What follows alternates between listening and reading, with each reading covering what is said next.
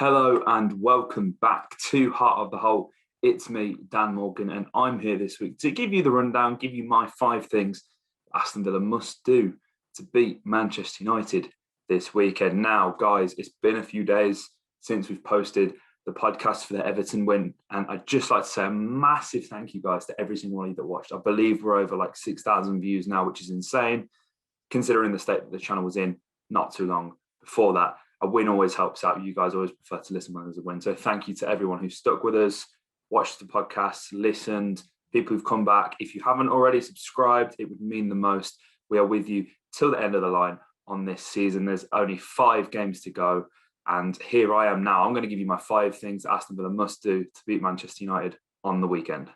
Let's go. First of all, Aston Villa have to be really wary of Manchester United's target man, Edinson Cavani. With 11 goals and 4 assists in all competitions so far this season, it's an impressive return for the Uruguayan striker. He's done really well since signing on a free to Manchester United. His link-up play, combined with his natural poaching finishing ability, has led him to score double figures for Manchester United so far this season. He put Roma to the sword the other night. And as I'm recording this is actually before the second leg of the Europa League. So there will be some more things we actually learn after that. I just wanted to get this out for you guys pretty quickly. So Cavani, he carries quite the threat for Manchester United, obviously getting involved in plenty of goals and assists, really spearheading that attack. He's kind of the missing piece that's needed for players like Bruno, players like Rashford to kind of link the play really nicely. And he does that really well. So he's someone to really be worried of. Now, number 2, if Villa are to get anything from this game, you really have to target their right-hand side. Now, this kind of sounds like, I'm using an oxymoron here. Aaron Wan-Bissaki's been absolutely fantastic. He's a very solid defensive right-back.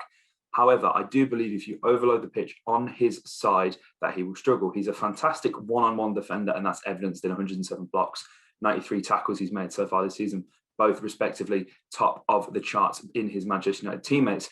However, if you overload that side, I feel like you can actually get something from there. As I said, one-on-one, he is fantastic. And as well, he's a right-back who's constantly looking to come forward. He's made 47 crosses so far this season, which is the 3rd highest in the Manchester United squad. So if you're going to invite that kind of pressure on you down Villa's left-hand side, look to exploit the space in behind. Hopefully Villa can gain something from that coming into this game on the weekend.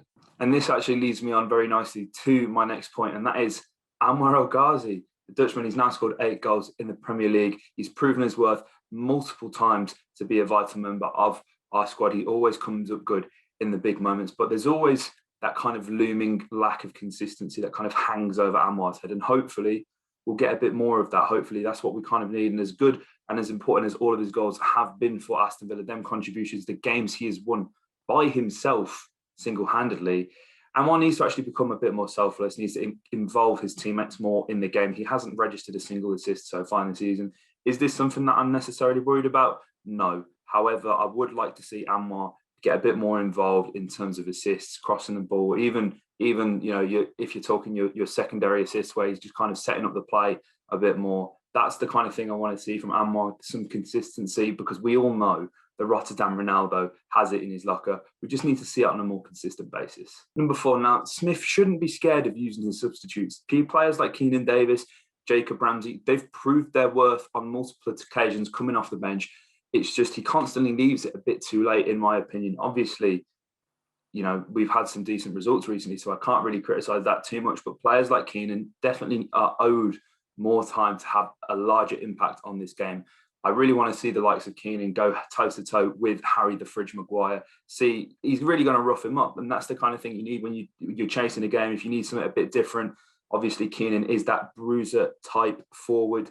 And of course, he can play on the wing, he can play central, he can run the channels, he can poach in the box. He's proven he can do all of these things. So hopefully we see a bit of Keenan Van Nistelrooy. You guys know I can't go a podcast without mentioning Keenan Van Nistelrooy. He is the GOAT. I want to see more of him. And finally, I guess this is just a sort of plea to hope that Jack Grealish may be back. I don't think he will be.